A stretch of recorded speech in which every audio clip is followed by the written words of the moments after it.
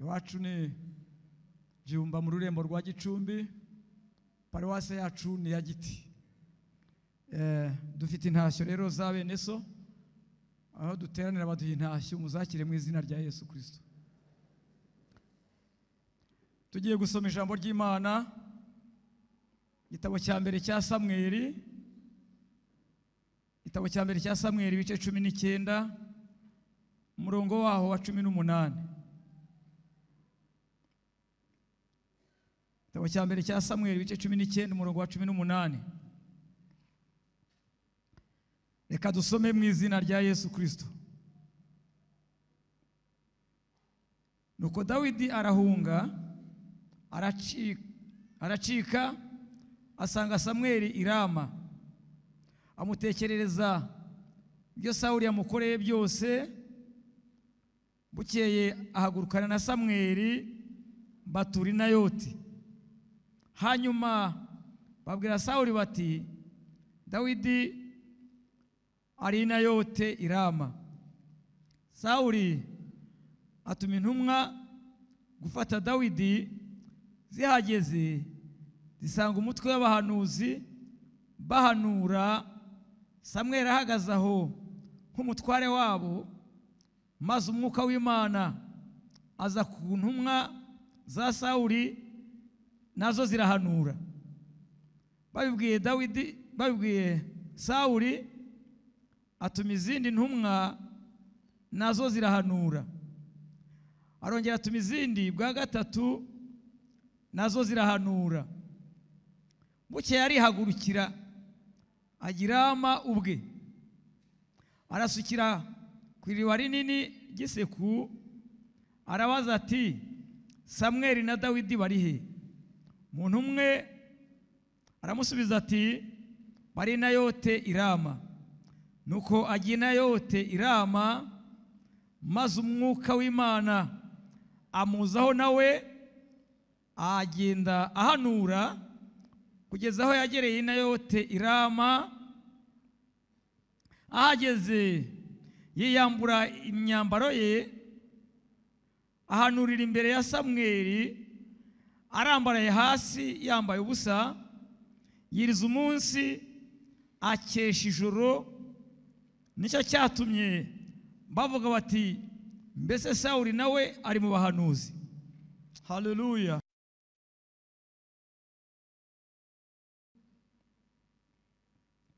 Tujye mu isezerano rishya, urwandiko rwa kabiri Pawulo yandikiye Abakorinto, ibice byaho 10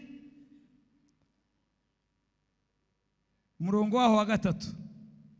Urwandiko rwa kabiri rw'Abakorinto ibice 10 umurongo wa 3. Reka dusome mu izina rya Yesu Kristo. Nubwo tugenda dufite umubiri w'umuntu, ntiturwana mu buryo bw'abantu, kuko intwaro z'intambara yacu atari iz'abantu, ahubwo imbere y'Imana zigira imbaraga zo gusenya ibihome no kubikubita hasi. Dukubita hasi impaka n'ikintu cyose cyishyiriye hejuru kurwanya kumenya Imana. Dufata mpiri ibitekerezwa mu mitima byose ngo tubigomororere Kristo. Haleluya. Kandi twiteguye guhora kutumvira kose, ngo kumvira kwanyu kuzasohora. Amen. Mwikiriza amina cyane. Imana ishimwe. Haleluya, haleluya, haleluya, haleluya. Imana ihabwe icyubahiro. Ni ryo jambo ry'Imana Imana yampaye, yashyize ku mutima wanjye kugira ngo turiganire. Twumvise inkuru z'umugabo umwe witwa Sawuli na Dawidi. Dawidi yari umugaragu kwa Sawuli, ari umwe mu ngabo ze. Ariko Dawidi yari yarimikishijwe amavuta, nubwo yari umugaragu kwa Sawuli, ariko niwe wari ufite amavuta y'ubwami, kubera ko Sawuli we yari umwami w'izina ariko yaraciwe ku ngoma. Noneho Dawidi we, haleluya, yari umugaragu ariko afite amavuta y'ubwami. Imana ishimwe. Noneho rero, haleluya, izo sire kireme mu mpera Imana icyubahiro, ndumva nafashijwe. Iyo batabaraga bagatabaruka, abakobwa batahaga babyina Dawidi ari we bashima. Noneho umwami abibonye agira ishyari, atangira kumuhiga, ashaka kumwica.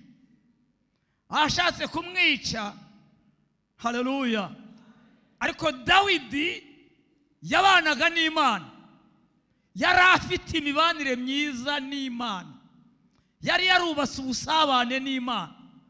Noneho aragenda arahunga. Mu guhunga kwe, amen, mu guhunga kwe yahungiye kwa Samweli.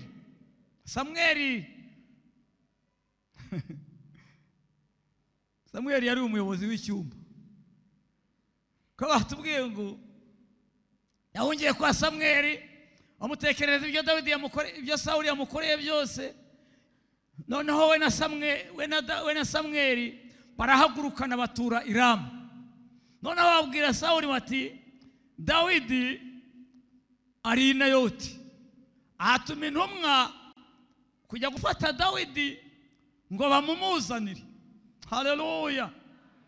Bundi umuntu amaze kwihana ibyaha bye, agatandukanya umutima we n'ibizira, agakora divorce n'icyaha bya burundu, yinjira mu bwami bw'Imana. Iyo yinjiye mu bwami bw'Imana, haleluya, abarinzwe n'ubwo bwami, haleluya, abarindiwe muri ubwo bwami, arindiwe muri ubwo bwami, haleluya. Ni ukuvuga ngo icyo kirere kiba kirinzwe. Iyo wamaze kwinjira muri ubwo bwami, uri mu kindi gihugu, wavuye mu gihugu kimwe wagiye mu gihugu kindi. Mwikiriza amen. Rero icyo kirere kiba kirinzwe n'izo mbaraga z'icyo gihugu wagiyemo. Noneho atuma intumwa kumufata. Noneho baragenda binjiye mu kirere cy'i Nayoti, basanga umwuka wera yabateza ambushi. Haleluya. Noneho bafatwa n'umwuka. Twasomye ijambo ry'Imana rivuga ngo nubwo tugenda dufite umubiri w'umuntu, ntabwo turwana mu buryo bw'abantu, haleluya, kuko intwaro z'intambara yacu atari iz'abantu, ahubwo asante si imbere y'Imana zigira imbaraga zo gusenya ibihome no kubikubita hasi. Imana ishimwe. Nuko baragenda, haleluya, ngo dufata mpiri ibintu bitekerezwa mu mitima byose tukabigomorora Kristo. Haleluya. Dufata mpiri ubugome, dufata mpiri ubugambanyi, dufata mpiri inzangano, dufata mpiri ubwicanyi. Pero bariya bagabo barahageze, bageze muri kiriya kirere, bafatwa mpiri imitima yabo ya bwa bugome yo kujya kumufata, basanga biteguwe neza, barafatwa. Haleluya. Barafatwa, intwaro zabo barazibambura. Noneho bashyiramo intwaro z'i Nayoti z'ubuhanuzi. Haleluya. Bagenda bahanura uwo bari bagiye gufata, bagenda bamuhanurira, batumva ko Imana ivuganye nawe, umva ko Uwiteka avuganye nawe. Aravuga ngo ni wewe mwami w'Isiraheli, nubwo Sawuli aguhiga ariko ni wewe mwami w'Isiraheli. Haleluya. Bamaze kumuhanurira bati none ab'i Nayoti bati bite murasubirayo? Bati wapi, turakijijwe, timwicare hariya. Sawuli arategereza ngo bazazana Dawidi, kumbe bagezeyo bafatwa mpiri nabo barakizwa. haleluya. Atuma izindi ntumwa bwa kabiri, zihageze nazo zirafatwa zirahanura. Atuma izindi bwa gatatu, zihageze nazo zirafatwa zirahanura. Sawuli bamubwiye udosire kiremera, uburakari buramwica, noneho ngo reka ngende mwizanira ubwanjye. Asante, reka mbabwire, buriya umugambi w'Imana ntuyoba. Umugambi w'Imana ntuyoba.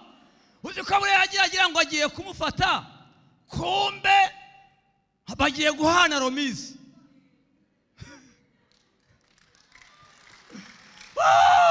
Haleluya. Agiye kumuhereza romizi, kuko igihe yaragezeyo ataragera yarabanje arabaza ngo Samweli na Dawidi barihe? Baramubwira bati bari Nayote i Rama. Ubundi kirazira Nayote ntabwo haterwa. Haleluya. Nayote ari muri zone tampo, ntabwo haterwa. Haleluya. Wageze mu busitani bw'umwuka, umunyamubiri wahateye ntavayo. Bana ishimwe. Hada ngo ari he batari Nayote i Rama, ahita yerekeza mu kirere cy'Inayote. Akirenga imbago, nawe asanga yatezwa mbushi. Agenda hanurira Dawidi yaragiye gufata. Haragenda ahanura. Abangumva mukozi w'Imana, mugaragu w'Isumba byose. Bayiwe, niba muhigaga ariwe kuko yafashwe mpiri bwa bugome bwa bugafatwa, aramubwira, uzi ko umuntu yihanurira, aramubwira ngo kandi ari wowe bivuga, avuga ngo Sawuli uguhiga ntacyo azagutwara, ahubwo uzaba umwami uzamukura ku ngoma. Nibwo bahise bahana romizi, yiyambura ya myenda y'ubwami yajyanye, hayimujugunya imbere. Yiyambura ikamba ry'ubwami, harimujugunya imbere. Harangije yikubita hasi, yirirwa hanura, amuhanurira yambaye ubusa, kuko imyambaro yayihaye umwami. Mumuhe Imana amashyi menshi cyane.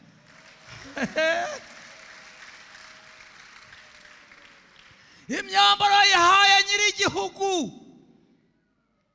Hanura ku manywa, arahanura nijoro, akesha ijoro. Haleluya. Arataha, senga amasengesho atapanze, muhereze Imana icyubahiro. Abantu bamaze kwakira Kristo nk'umukiza n'umucunguzi, bari muri zone tampo, bari mu gihugu kidaterwa. Haleluya. Zabaze ingabo z'Isiriya zateye kwa Elisa, baragenda bahageze umugaragu wa Elisa asohotse, abona ingabo zagose umudugudu wose.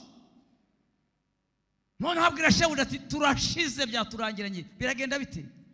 Ariko Elisa kuko yari ari mu kirere cy'umwuka kandi kidaterwa, aramubwira ngo witinya. Ubonye bangana iki? Ati ni benshi cyane. Elisa aramubwira ngo abo turi kumwe nibo benshi. Haleluya. Reka mbabwire bene data, abo turi kumwe ni benshi. Abo turi kumwe ni benshi kuruta bari kumwe nabo. Turi kumwe neza. Mani bagirire neza. Nuko umugabo arangije hasaba uburenganzira, ati ndataha se. Bati itahire, kuko umugambo wari ukuzanira ushushe. Yaraje gutanga romizi, aritahira ko yari yaje kumufata se. Yaramujyanye se. Mugambi w'Imana ntuyoba. Niba usenga Imana, haleluya. Aya magambo turimo kuvuga tuganira, ndimo kuvuga cyane ku mbaraga z'amasengesho. Imbaraga z'amasengesho. Mujya mwumva ibihugu birwana n'ibindi, tungu birahari birwana, bamwe bakagenda bakagura intwaro, bamenya ko cya gihugu cyaguze intwaro, kikajya gushaka izindi ziruta za cya kindi. Nta ntwaro n'imwe ibaho izani ibaho inesha amasengesho. Amasengesho niyo ntwaro ya rurangiza. Haleluya! Bari bagirire neza. Haleluya! Gira imbaraga zo gusenga. Injira mu bwami bw'Imana. Injira mu bwami bw'Imana mu ntambara zose. Nta ntambara ibasha kunesha amasengesho. Ntayibaho. Ugeze i Shushani ukareba ibyo kwa Moridekayi, ugatambuka ukagera mu byo ku ngoma, ukareba ibyo kwa Hezekiya. Abashuri bamuteye, baramutera, bamuteza ingabo 185, inzu agahumbi kamwe n'inzovu 8 n'ibihumbi 5. Maze bwije mu gicuku, marayika w'Uwiteka asohoka mu rugerero. Haleluya! Asohoka mu rugerero atera ingabo z'Abashuri. Ingabo z'Abashuri yazishije umunigo, niba yazinigishije imigozi, yazishije umunigo, kuko bagiye kubireba bukeye ntawe babonye yakomeretse, ntashwe, ahubwo basangaga intumbi zigaramye gusa. Imbaraga z'amasengesho. Haleluya! Reka mbabwire bene data, amasengesho dusenga agerayo. Amasengesho y'umukiranutsi ntategwa. Ngomeruka ngaha n'abigishije ijambo nigishije ndacyaryibuka, gusenga k'umukiranutsi. Amen. Mana rero bagirire neza. Twabayeho mu buzima busenga. Jye nabayeho mu buzima busenga, kandi koko iyo umuntu asenga Imana waramaze gutandukanya umutima wawe n'ikibi. Uko utangira gusenga uba uri mu bundi bwami, noneho cya kirere urimo cyose umutekano wacyo uburinzwe. Haleluya! Umutekano wacyo uburinzwe. Ntabwo abantu twari turi kumwe, nigeze kujya gusenga mu ishyamba kera, twari tukemererwa kurisengeramo. Ntabivuga mukayashoka da. Nuko ndagenda ngera ahantu mu ishyamba, bundi nabayeho mu buzima busenga ndumwe. Noneho ngera ahantu mbona ni ahantu heza, mu gihe hatunganye hashashe neza. Ndagenda nicaramo ndisengera. Ndasenga burira saa 4, saa 5, saa 6, saa 7, saa 8. Kumba ahantu nasengeye ni mu ndiri y'inyamaswa. Hari hatunganye hashashe, kumbe hari hafite nyiraho. Ndagenda ndisengera saa 9. Saa 9 ya nyamaswa iratahuka ivuye guhiga. Igeze hanze y'urugo rwayo isanga nacometse ndasenga. Irabira, ni inyamaswa ikomeye. Inyamaswa yitwa urusamagwe. Urusamagwe ni inyamaswa mbi. Ruraza ruti wa mu izina rya Yesu. Rongera ruti wa mu izina rya Yesu. Rwongera ruti wa ni Yesu. Kwanza ni hakubi ibiryo by'inyamaswa. Imana irambwira ngo humura ndabana nawe. Imana isukaho imbaraga. Haleluya! Imana isukaho imbaraga. Bitaninjira mu mwuka. Iyo umuntu yinjiye mu mwuka amera nk'uwinjiye mu kinya. Ubwo ndasenga, ariko iyo bigenza bityo uhindura isengesho. Ntabwo usenga nko kwa kundi wasengaga, kuko ntabwo inyamaswa yabikuri imbere igucira inkonda uvuge ngo data ndagushimye ndaguhimbaje Mana yawe. Bihita bihinduka. Haleluya! Nyine umenya ko urugamba rwaremye, uhita winjira mu mirwano. Uhita winjira mu mirwano. Nubwo rwagutunga ariko winjira mu mirwano. Ho urasenga, Uwiteka hiyubahirize, tabara, ndengera, itamurura. Haleluya! Ndasenga. Ikiza iyo byagenze bityo, Imana ibiri kumwe nawe. Ntabara ndagutabara, ndengera ndakurengera, ndwanirira ndakurwanirira. Haleluya! Uvuga igusubiza, uvuga. Dufite Imana. Dufite Imana. Sante hano umunsi wa mbere ndasenga Imana ibana nanjye 11:00 ndahaguruka ndataha ntashye ya nyamaswa iraceceka inyamaswa y'inkazi ntugire ngo yavuye aho ngaho yavugiraga nkavugira hagati yanjye nayo nukuvuga ngo habaye intonganya kandi zikomeye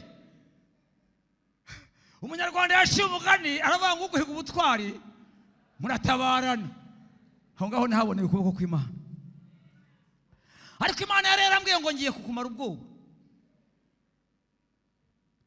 ako ngako reka nkarenge Imana yabanye nanjye cyo gihe ukuboko kw'Imana kubana nanjye usenga Imana ubu uri mu bwami bw'Imana imbaraga zose zagutera ntabwo zishobora kugutsinda umuntu usenga ntabwo atsindwa haleluya nabahaye ubuhamya uko umugore yandwanyije ntiyanandwanyije yarankubise byasana byemewe n'amategeko ndababwiye ko yaje kumubita bwa mbere nkamufatane mu izina rya Yesu noneho mufashe ntari nuze n'imbaraga z'Imana noneho arekeraho ntiyongera ku nsenze imbaraga z'Imana ziramanuka arekeraho ariko bwije nimugoroba turyanye Imana irambaza ngo niko ngewe niki cyatumye wirwanirira ngewe nirwaniriye se babonye mukubita irambaza ngo amufatiraga iki ko nakubwiye ko ari ngewe nzakurwanira nakubwiye ko uzamufata nange ndavuga n'Uwiteka noneho mbabarire naza kumubita ntabwo nzongera kumufata Imana irambwira ngo ntabwo mbyemeye ahubwo ejo uzamusaba imbabazi wakoze icyaha wamufashe bwarakeye mu gitondo urumva ko kujya gusaba imbabazi umuntu wagukubise ni ibintu bibanza kwigwa neza ariko nageze aho umwuka aranganza ndamubwira nti madamu ati umbabarire kuko ejo waje kunkubita nkagufata ubwo rero bahawe uburenganzira bwo kujya yikubitira umugabo nk'umutaha ubukwe nta bintu byinshi kandi ari mfite kondisiyo yo kuvuga ngo ntuzamufate ntuzafate inkoni agukubita ntuzamuhunge nzabana nawe iyo byabaga biri bube Uwiteka yarambwiraga ngo umwana wanjye ndabana nawe imbere ibintu birakomeye ariko wihangane haleluya nanjye ndabana nawe kuboko kw'Imana kukabana nanjye ngeze kunkubita urushyi nuzuye umwuka wera ankubita urushyi uzi kunyibukije urushyi bakubise umwami wanjye nikubita n'aha ngaha aratinya haleluya aratinya noneho ndamubwira nti icara nturebe ibiganza byanjye ati ndabireba ntuzi ko warapfuye amatwi kubera iki gukubita ati ndabizi ntuzi ko wakiraga hasi amashaje nkayavanga n'ibitaka nkayo gutamika ati ndabizi ini ibiganza byanjye ntabwo bizongera kugutaha igihe byahinduriwe akazi ndabirambika ku barwayi bagakira nabirambika ku barwayi badayimoni bakavamo cyangwa ntabwo nzongera kugutaha igihe utahano uzarimuka ati wansengeye nkamusengera ugacya abazimu bakaza bikubye inshuro 100 ukuboko kw'Imana kubana nanjye haleluya ndakomeza nsenga Imana hari ijambo ritubwira hahirwa umuntu uyifitemo imbaraga hahirwa umuntu ufite mu mitima inzira z'igisiyoni haleluya iyo wanyuze mu gikombe cya Baka bahindura ahantu h'amasoko imvura y'umuhindo icyambika imigisha kandi ngo bagenda bagwiza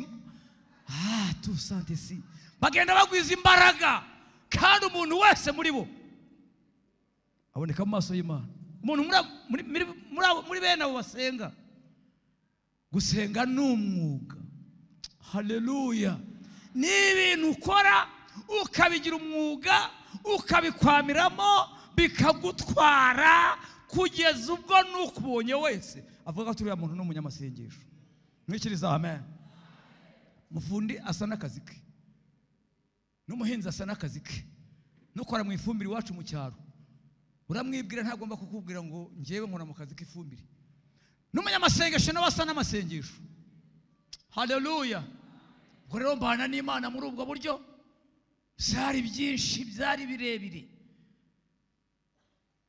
amen Mana yabanye nanjye murabizi narabibabwiye nuko bisubiramo kuko nabonye benshi batari banzi. Yesu nashimwe kuboko kw'Imana kubana nanjye. Amen. Nigeze kujya gusenga ndasenga coje amasengesho nje antekera igikoma akizana ku meza akigigeza ku meza nagisengera ngisengeye njya mu mwuka kubera ko nari mfite ibihe byiza. Ngiye mu mwuka ninzayo yibuka ko ndaheruka no kumuhingira ati naka nagasuzuguro aromboka. Ubwo nagiye mu masengesho mu mwuka araza cya gikoma aragitwara bini karatwara n'ibikombe bye nanjye ndasenga nagiye mu mwuka ndasenga. Iyo kigeze ni data rero n'iki gikombe n'iki gikoma nacyo cyeze ugihe umugisha mu izina rya Yesu kandi n'umuja wawe wagitetse nawe umuha umugisha mu izina rya Yesu Kristo. Ndangije sanga reka da cyagiye kera narindi mu haleluya narindi mu mwuka ndebye nkibuze ndavuga n'Uwiteka ndagushimye warubonye yuko amasengesho ntayashoje ndagushimye kunyongera ibihe byiza ubana nanjye kandi unyambika imbaraga. Haleluya. Kubera ko namaze kwakira ubwami bw'Imana kudepoza ubwami bw'Imana imbaraga zose zakwataka hari izindi mbaraga ziza ziruta zivuga ngo mwana wanjye ihangane hadosire kiremere mwana wanjye ihangane ndabana nawe. Yongeye kungerageza rimwe mvuye mu masengesho noneho nabwo hari 2 z'ijoro nshoje amasengesho y'iminsi myinshi. Nakunze gusenga amasengesho maremare none nyashoje ngere mu rugo 2 arambwira ati ngiye nti ataho maze iminsi bakugaburire aho maze iminsi bakugaburire ni ati ntibijyane ntunyihariye. Iryo jambo nanjye sinzi aho ryavuye. Hajya mu cyumba arafungura nanjye nicara muri saro birangiye tujya kuryama. Haleluya. Dufite Imana igabura ntabwo naburaye twararyamye turasinzira za kujya mwiyerekwa mbona ameza manini cyane noneho mbona umugati uyuzuye yose n'igicupa bya bindi binini byajyamo nka litiro 5 cyuzuye ubuki giteretse iruhande rwa wa mugati n'icyuma cya kuto. Nibwo bwa mbere narishije icyuma cya kuto.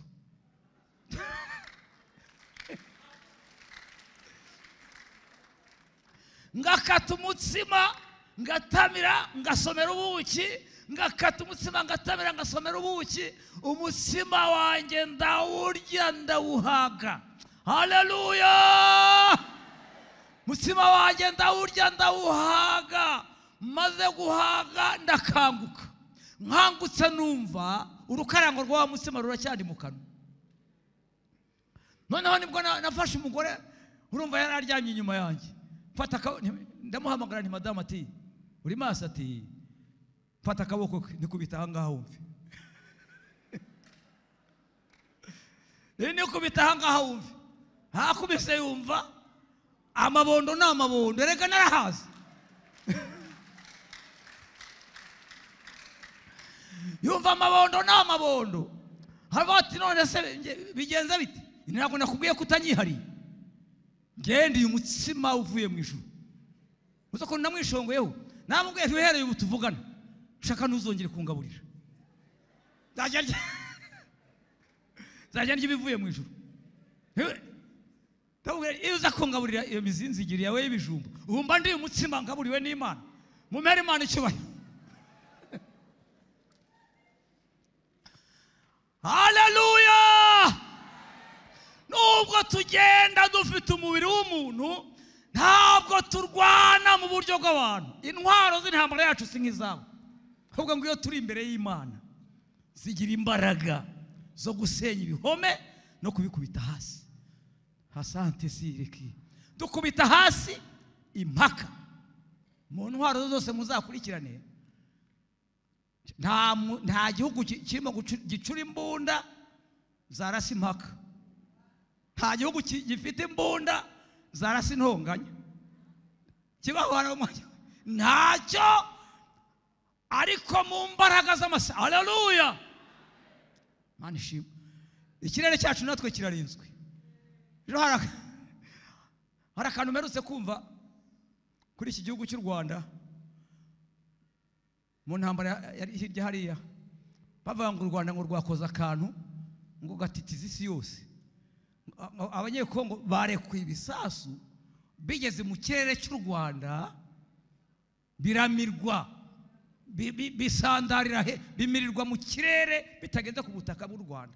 Haleluya, abari muri Kristo Yesu ikirere cyabo kirarinzwe.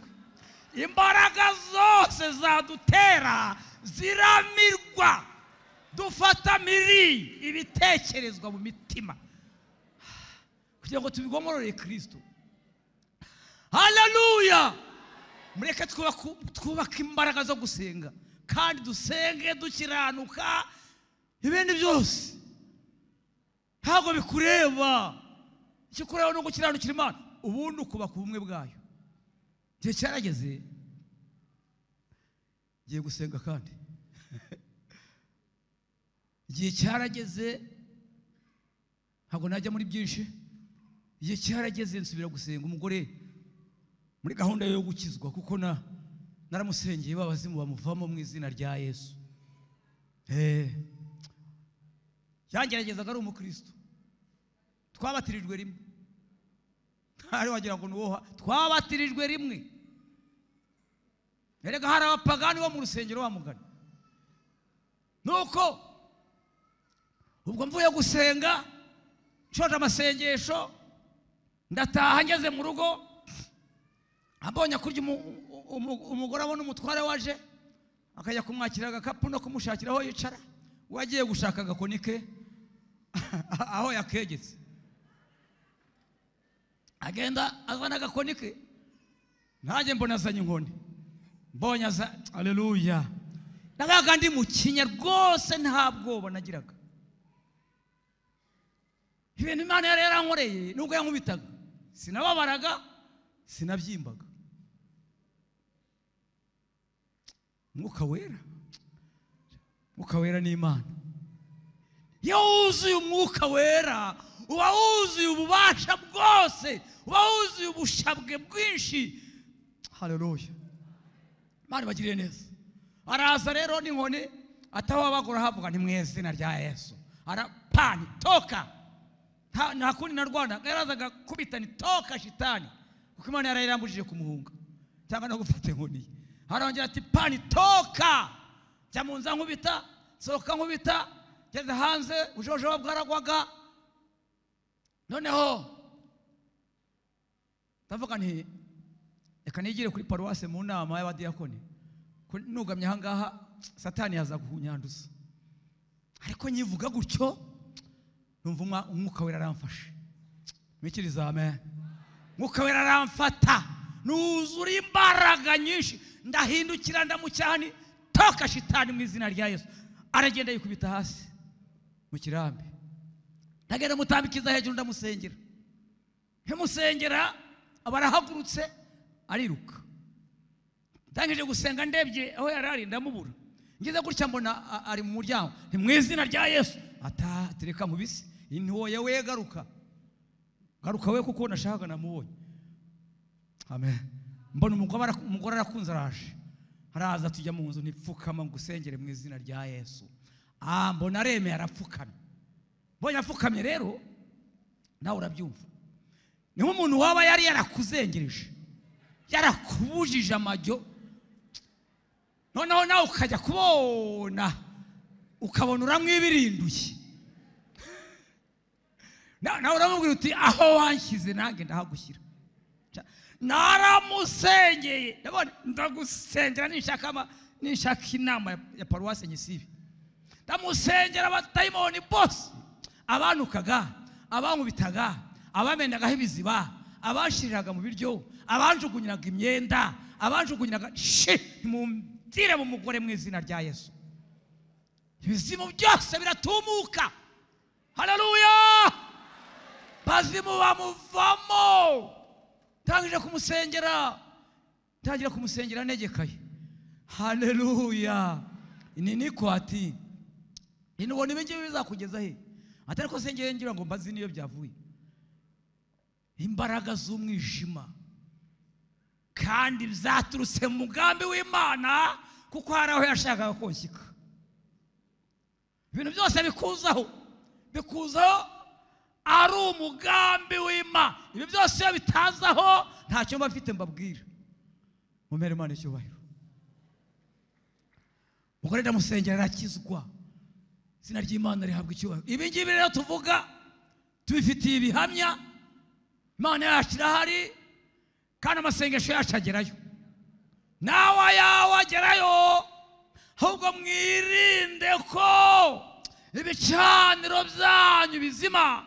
Irinde udacogora. Haleluya! Sirikirime. Hari amasengesho umuntu asenga uko twasengaga mbere. Uwo murongo ntabwo wigeze ukurwaho. Umurongo wo gusenga no kwiriza ubusa ntabwo wigeze ukurwaho. N'uyu munsi tuvugana, abakomeje uwo murongo baracyari ku murongo, ariko abawuvuyeho ntibawusubireho. Ko intambara ntabwo zizashira, nta nubwo zashize. Tuva mu ntambara tujya mu zindi. Iyo wavuye mu batsinzi ya mbere ugatsinda iya kabiri n'icya gatatu, iyo kije ugiha ubuhamya. Haleluya! Ntambara zindi zitsindwa n'ubuhamya. Kavuga ngo na bya bindi Imana yarabindengeje, na bya bindi kigapowa. Izina ry'Imana rishimwe. Ndashoje. Haleluya! Mwinjire mu mwuka wo gusenga. Hari imbaraga z'amasengesho. Ube mu kirere gisenga. Usenga. Hari ingabo ziza zikakurinda. Hari ijambo dusoma muri Zaburi ya 91 murongo waho w'9 havuga ngo wagize isumba byose ubuturo, nta kibi kizakuzaho, nta n'icyago kizegera ihema ryawe, kuko azagutegekera abamarayika be ngo bakurindire mu nzira zawe zose. Haleluya! Bazakuramira mu maboko yabo ngo udakubita ikirenge ku ibuye. Uzakandagira intare n'imhoma, uzaribata umugunzi w'intare n'ikiyoka. Haleluya! Imana ibahe umugisha. Dusenge. Minota yangirageze. Hari imbaraga z'amasengesho. Turi kumwe neza? Hari imbaraga z'amasengesho, hari imbaraga zimira izindi. Umuririmbyi yararimbye ngo n'umwana muto w'urudogo ariko akaba azi gusenga Imana, ntabwo azagira ubwoba, azafashwa no gusenga. Kandi ntimwibagirwe ko aho tujya hose, aho wagera hose, yuko gusenga kwawe kugera ku Mana. Amen. Bantu bajya batuma abandi rero ngo nimugende mudusengere, usabwa kwigererayo. Hari umuntu wari wabura umwanya wo kurya agatuma undi ati oje genda undire nta kanya mbonye. Ariko mugende mu nsengere nge nta kanya. Reka rakubeshya aragenda akisengera. Maguruke dusenge. Haleluya! Umuntu wese yinjire mu mwuka wo gusenga, kuko gusenga bituma twataka imbaraga z'Imana zikatwinjiramo, bigatuma tunesha imbaraga z'umwijima. Mana Data wa twese wo mu ijuru, hadosire kiremeri sante sipri, hadosante si. Haleluya! Oh haleluya! Urakoze ngabidukingira. Tugushimira ijambo ryawe ryiza, n'ijambo rihembuye ubugingo bwacu. Ndagushimye ko ufite umugambi mwiza ku itorero ryawe. Twongeye kutwinjiza mu mwuka mwiza, mwuka wo gusenga. Nsengera iteraniro ryose riri imbere yawe, urisukira imbaraga kugira ngo umuntu wese abashe kukwegera uko bikwiriye, kandi asengere mu kuri no mu gukiranuka. Amen. Urakoze ingabo yacu. haleluya. Tugukomeye amashyi menshi mu izina ryawe rifite imbaraga. Ukuboko kwawe n'imbabazi zawe bibane n'itorero ryawe mu izina rya Yesu Kristo, amen. Mwongere Imana amashyi menshi.